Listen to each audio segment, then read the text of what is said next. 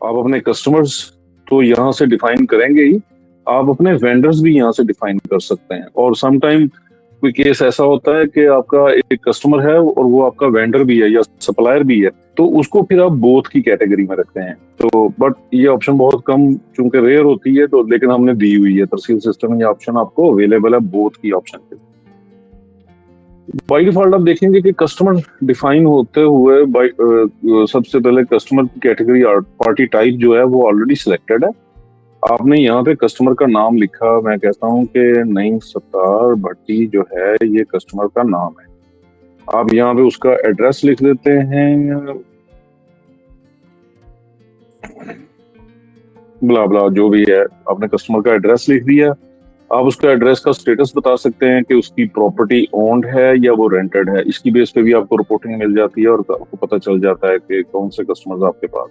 यहाँ पे आप कस्टमर का फोन नंबर लिखते हैं, और again this number is very important figure, इसलिए कि अगर आपने कस्टमर का नंबर सिस्टम में दिया हुआ है तो ये नंबर यूज होगा उस कस्टमर को ऑटो व्हाट्सएप नोटिफिकेशन सेंड करने के लिए। तो सील सिस्टम में आप अपना बिजनेस का व्हाट्सएप कनेक्ट कर सकते हैं, और तहसील सिस्टम में जब भी ऑटो बिलिंग होती है, फर्ज करें आपने यकम तारीख को अपने 1000 कस्टमर हैं, उनकी बिलिंग की डेट आपने फर्स्ट रखी हुई है, तो तहसील सिस्टम में फर्स्ट को जो हमारा सिस्टम उनका ऑटो बिल जनरेट करेगा। तो राइट वे अगर आपने व्हाट्सएप का मॉड्यूल कॉन्फ़िगर किया हुआ है तो आपके व्हाट्सएप नंबर से आपके कस्टमर्स को उस बिल की डिटेल जाएगी, और ये वो फास्टेस्ट कलेक्शन का तरीका है कि उस बिल की डिटेल के अंदर, उस व्हाट्सएप मैसेज के अंदर आप जैज कैश नंबर, अपना इजी पैसा नंबर, आप अपने बैंक अकाउंट नंबर्स वगैरह की डिटेल भी साथ भेज सकते हैं। और उसका सबसे बड़ा फायदा ये होता है कि आपकी कलेक्शन फास्ट हो जाती है। आपको आपके कस्टमर्स बहुत स्पीड से आपकी वो पेमेंट्स रिटर्न कर रहे होते हैं, भेज रहे होते हैं, और उस पर आपकी कॉस्ट भी नहीं आ रही होती है, आपका स्टाफ को भी नहीं जाना पड़ता, तो आपकी स्टाफ की एफर्ट भी कम हो जाती है और पेमेंट्स की कलेक्शन भी फास्ट हो जाती है। मैं आपको रिसेंट एग्जांपल देना चाहूंगा यहाँ पे। अभी ये कुछ हफ्ते पहले मेरे कस्टमर्स ने मुझे कॉल की, कस्टमर ने, और उन्होंने मुझे कहा कि नहीं भाई, मैं आपको एक फीडबैक देना चाहता हूँ। मैंने कहा जी जरूर बताएं।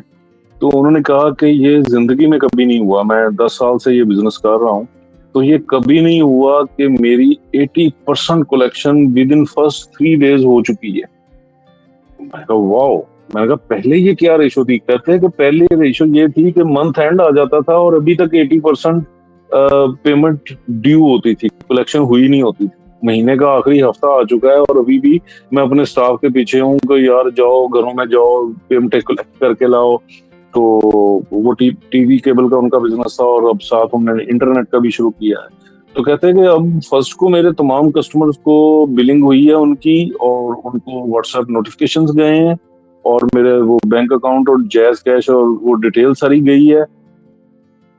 मैं ऑटोमेटिकली उसको साइन अप किया, और उस मैसेज को देख के मुझे उन्होंने मोबाइल से पेमेंट्स करनी शुरू कर दी और रिसीट्स भेजनी शुरू कर दी। तो कहते हैं कि आई एम सो हैप्पी कि मुझसे रहा नहीं गया, और मैंने आपको कॉल की बताने के लिए कि मैं आपको ये बताना चाहता हूँ कि मेरी 80% कलेक्शन पहले 3 दिन में हो चुकी, और ये ऐसा कहते हैं कि मैं सोच भी नहीं सकता था। तो that was a proud moment for us as well. तो दिस इज वेरी इंपॉर्टेंट। और इसका दूसरा एक बेनिफिट ये है फोन नंबर ऐड करने का कि आपको फील्ड स्टाफ को मोबाइल ऐप पे उसको हर कस्टमर का नंबर तो स्टोर करने की जरूरत नहीं है। हमारी ऐप के अंदर उसको कॉल का बटन मिल जाता है हर कस्टमर के साथ जिनका फोन नंबर बैकएंड से आपने ऐड किया होता है। जिनका फोन नंबर आपने ऐड नहीं किया होता वहां पे कॉल का बटन उनको नहीं मिलता। तो वो कॉल का बटन उनको अगर नजर आ रहा है तो इसका मतलब है कि आपने उस कस्टमर का फोन नंबर ऐड किया हुआ है। तो ये फील्ड स्टाफ को इस चीज की जरूरत कब पड़ सकती है कि वो अगर कस्टमर के घर गए हैं और वहां पे कोई अवेलेबल नहीं है, नो रिस्पॉन्स की फेज है, तो अगर वो कस्टमर को कॉल करना चाहते हैं तो आप वो उनको कॉल का बटन नजर आएगा, वो बटन दबाएंगे तो उनका फोन डायलर खुल जाएगा जिसमें के ऑटो ऑलरेडी वो आपके कस्टमर का जो सिस्टम है, आपने नंबर ऐड किया हुआ है यहाँ पे, तो वो नंबर ऑलरेडी उनके डायलर में ओपन हो जाएगा और वो जस्ट कॉल का बटन दबाएंगे तो कस्टमर को कॉल मिल सकती है और वो पूछ सकते हैं उनसे कि सर आप मैं पेमेंट लेने आया हूँ या जो भी वो बात करना चाहते हैं। तो ये फोन नंबर के बॉक्स के ये इसके यूजेस हैं। Then there is customer category box. यहाँ पे आप सिलेक्ट करते हैं कि भाई उस कस्टमर की कैटेगरी क्या है, वो डोमेस्टिक है, कमर्शियल है, कारपोरेट है, क्रेडिट कस्टमर है, कैश, जो भी आपने अपने बिजनेस के हिसाब से जो कस्टमर्स की कैटेगरीज बनाई होती हैं वो तमाम कैटेगरीज आप यहाँ पे। और नई कैटेगरी बनाने का तरीका बड़ा आसान है, यहाँ पे साथ प्लस ऐड कैटेगरी का बटन आ रहा है। आप ये ऐड कैटेगरी का बटन दबाएंगे, कैटेगरी का नाम लिखेंगे। मैं कहता हूँ कि let's say my new category, आप कुछ भी आप अपने बिजनेस के हिसाब से नाम लिखते हैं और आप इसको सेव करेंगे तो ये जस्ट सो सिंपल तफसील सिस्टम है। कस्टमर की नई कैटेगरी ऐड करने का बहुत आसान तरीका है। उसके बाद आप देखेंगे कि कस्टमर का जोन, तो अभी हमने जोन की विंडो में भी देखा था कि कस्टमर का वो आप जोन किस तरीके से ऐड करते हैं। तो दूसरा तरीका यहाँ पे है कि कस्टमर का आप एक तो है कि जोन की विंडो पे जोन के अंदर आप कस्टमर्स ऐड कर सकते हैं, वहां पे बल्क में ऐड किए जा सकते हैं। दूसरा तरीका ये है कि आप कस्टमर डिफाइन करते वक्त उसको बताते हैं कि भाई इस कस्टमर का क्या। तो अभी हमने देखा कि कैसे आपने अपने कस्टमर की इंफॉर्मेशन इसमें सिस्टम में डाली है और लोकेशन भी आप कस्टमर की यहीं पे सेट कर सकते हैं, एक तरीका ये है। दूसरा तरीका ये है कि आप कस्टमर की लोकेशन सेट ना करें, बट जब आपका फील्ड स्टाफ मोबाइल ऐप को लेके कस्टमर की डोर स्टेप पे जाएगा और वहां पे उसको बहुत आसान मेथड अवेलेबल है मोबाइल ऐप के अंदर कि वो सेट लोकेशन का बटन दबाएगा और यस करेगा। वो जिस जगह पे खड़ा है, जिस कस्टमर को ओपन किया हुआ है उसने, उस कस्टमर की वो जगह लोकेशन सेट हो जाएगी और इधर भी आपको वो नजर आना शुरू हो जाएगा। और मैप के ऊपर ट्रैक रोड की विंडो में देखेंगे कि आपको वो तमाम नजर आ रही हैं। कस्टमर की ब्लैक पिन्स नजर आना शुरू हो जाती है, आपको नजर आ जाता है कि कौन कौन सा कस्टमर आपका किस जगह पे है, उसकी लोकेशन क्या है। इसका एक ये भी फायदा होता है कि जो आपका अगर फर्ज करें तो पुराना रिकवरी कलेक्शन स्टाफ जो है वो छोड़ गया है या छुट्टी पे है और आज आपको एक नया बंदे को कलेक्शन के लिए भेजना है, तो मोबाइल ऐप आपके बंदे को एक एक कस्टमर के पास ले जाती है, उसका पूरा रूट बना कर देती है, उसकी डायरेक्शन लेके जाती है और आपको बहुत आपके नए स्टाफ मेंबर को बहुत आसानी से हर घर पर पहुंचना कोई मसला नहीं रहता है। तो तहसील सिस्टम आपका ये बहुत बड़ा मसला है।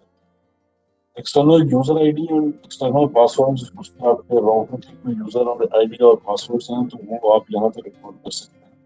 तहसील सिस्टम पे जब आप आते हैं तो उस वक्त कस्टमर की कोई ड्यूज अगर हुई हो तो आप वो ओपनिंग बैलेंस में डालें, जो कि फिर कस्टमर का लेजर थ्रू उसके बाद आगे फॉरवर्ड वो चलता रहेगा।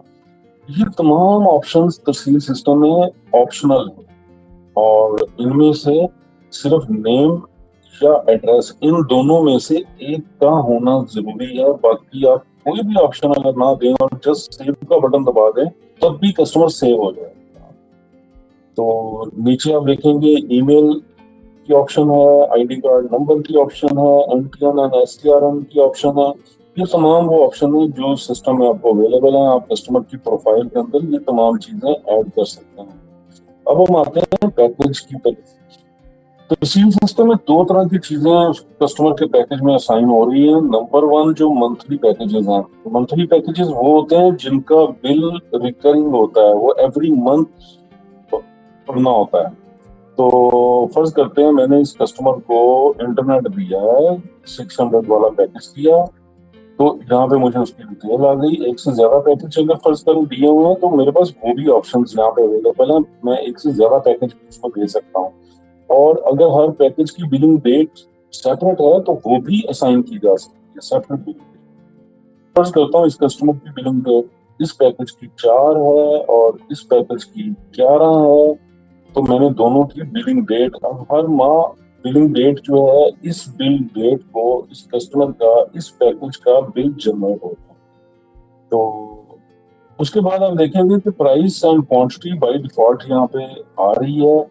और ये कस्टमाइजेबल है। आप हो सकता है कि आपका जो 600 रुपये वाला पैकेज है वो आप इस कस्टमर को 1200 रुपये में देना चाहते हैं, तो जस्ट सो सिंपल।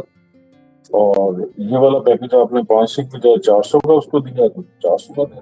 इसी तरह आपका केबल टीवी केबल का पैकेज हो सकता है, तो ये आप इस तरह प्राइस हर कस्टमर की सेट कर सकते हैं। एक पैकेज की प्राइस है और एक उस कस्टमर को, जब किसी भी कस्टमर को आप वो पैकेज दे रहे हैं तो वहां पे भी आप उसकी प्राइस जो है वो कस्टमाइज कर सकते हैं। तो वो जो प्राइस आपने सेट की होगी, यहाँ पे उस कस्टमर का जो मंथली बिल पड़ेगा वो ये वाली प्राइस सिस्टम उठाएगा। उसके अलावा आपने उस कस्टमर को कुछ और चार्ज अगर किया है तो वो आप यहाँ पे सिलेक्ट कर सकते हैं कि ये कस्टमर की कनेक्शन डेट कौन सी। आप फर्ज करते हैं कि आप कहते हैं कि इस कस्टमर की कनेक्शन डेट जो है ये 8 अप्रैल है, ये आपके रिकॉर्ड के लिए। उसके बाद आप कहते हैं कि आपने उसको इंस्टॉलेशन चार्जेस चार्ज किए हैं 2000 रुपीज। आप ज्यादा कम भी कर सकते हैं। आप कहते हैं कि 25 रुपये 2500 रुपया चार्ज किया आपने। दूसरा आप कहते हैं कि आपने वहां पे पीवीसी केबल इंस्टॉल की है और वो केबल जो है लेफ्ट से वो आप कहते हैं कि वो 25 मीटर इंस्टॉल की है और 200 रुपये के हिसाब से आपने उसको चार्ज किया, तो वो तमाम इंफॉर्मेशन दे सकते हैं। अब यहाँ पे आप देखेंगे कि कनेक्शन चार्जेस के मतलब जो चीजें हैं ये आगे लिखा हुआ है वन टाइम। तो ये जो फर्स्ट पहली दफा जो आपने उसका कनेक्शन जब बनाया है तो ये चार्जेस उस वक्त अप्लाई होंगे उस कस्टमर। और लेकिन जो आपने पैकेज उसको असाइन किए हैं that will be build everything. ये पूरी सेपरेट ही आप कंसीडर कर सकते हैं दोनों चीजों को। और नीचे अब आपको सिस्टम बता रहा है कि टोटल जो है वो 9100 रुपीज बन रहे हैं इस कस्टमर के। और पेमेंट टाइप आपने बतानी है कि कैश है तो कैश ऑफिस में वो पेमेंट आएगा तो कैश ऑफिस आएगा। कैश रिसीव्ड में आपने वो अमाउंट लिखनी है कि जो आपने रिसीव किया कस्टमर से कलेक्ट। और इट इज पॉसिबल कि वो पार्सल पेमेंट है वो कंप्लीट नहीं है अभी आपने की। फर्स्ट करें कस्टमर ने उस वक्त 5000 रुपीज दिए हैं तो आपने वहां पे 5000 लिख देने हैं। और बाकी की जो अमाउंट है वो कस्टमर के ड्यूज में नजर आती है आपको भी और आपके फील्ड स्टाफ को। तो अगर उस कस्टमर ने कुछ भी नहीं दिया तो जस्ट ये क्रेडिट की ऑप्शन सेलेक्ट कर दें तो उस ये टोटल के टोटल 9100 उसके ड्यूज के तौर पे मिल जाए। और अगर उस कस्टमर ने आपको ऑनलाइन पेमेंट भेजी है तो या बैंक में पेमेंट भेजी है तो वहां पे आपके पास ऑप्शन आ रही होगी आपका जो भी आपने बैंक अकाउंट ऐड किए होंगे, चाहे कैश आपने या आपका बैंक अकाउंट है, इजी पैसा हो गया आपका, यूपीआई मिजान बैंक, जो सा भी आपने बैंक अकाउंट से साइन किए होंगे ऑप्शन यहाँ पे आ गई होगी। और जिस भी ऑप्शन में वो क्लाइंट ने पेमेंट किया जस्ट आप वो सिलेक्ट कर सकते हैं। ट्रांजैक्शन आईडी ऑनलाइन पेमेंट की सूरत में, जैस कैश, इजी पैसा की सूरत में। और अगर कस्टमर ने चेक दिया है तो उसके लिए भी ट्रांजैक्शन आईडी का यूज करेंगे, चेक नंबर होगा उसमें डालेंगे। और ट्रांजैक्शन डेट किस दिन पेमेंट हुई है उसकी इंफॉर्मेशन या चेक की क्या डेट है वो भी यहाँ पे आप डालेंगे। और नीचे आप अमाउंट लिखते हैं कि कितनी अमाउंट का चेक या कितनी पेमेंट उसने ट्रांसफर। तो हम इसको पार्सल पे रखते हैं, कैश पे रखते हैं और कैश आपने रिसीव किया 5000 रुपीज। अब ये एक कस्टमर का पूरा प्रोफाइल बनाने का मैकेनिज्म है। मुझे ये टाइम इसलिए लगा कि मैंने आपको एक एक फील्ड के बारे में पूरा डिस्क्राइब किया। नॉर्मल रिव्यू में जब आप इसको पहुंचेंगे तो विद इन 10 to 15 सेकंड एक कस्टमर का रिकॉर्ड आप गेट कर सकते हैं। मैंने इसको सेव किया और ये वाली कस्टमर की इंफॉर्मेशन के साथ आपका ये कस्टमर रसीद सिस्टम के अंदर सेव हो जाता है। इसका सेव करने के प्रोसेस में ना सिर्फ ये कि कस्टमर सेव हो गया बल्कि इस कस्टमर का बिलिंग इंफॉर्मेशन सारी अपडेट हो गई है। इसका मंथ जो बिलिंग करेंगे बिलिंग आपकी ऑटो पड़नी है उसके स्केड्यूल पीछे डिफाइन हो गए और ये तमाम वो चीजें जो तहसील सिस्टम के अंदर ऐड हो चुकी है। तो अदरवाइज तहसील सिस्टम बैकएंड इसका क्लाउड जो है ये हमारा AWS में होस्टेड है और दुनिया का फास्टेस्ट क्लाउड सिस्टम है। मुझे नेट की वजह से उसने बता दिया है कि अभी कोई प्रॉब्लम आ रहा है और सेव नहीं हुई है। Try once again. तहसील सिस्टम में आपकी पार्टीज ऐड करने का सिर्फ ये वाहद एक तरीका नहीं है। ये एक वो नॉर्मल वे है जब आप बिजनेस रनिंग हालत में होगा तो सेल सिस्टम के साथ, तो जब भी नया कस्टमर ऐड करेंगे तो वो इस तरीके से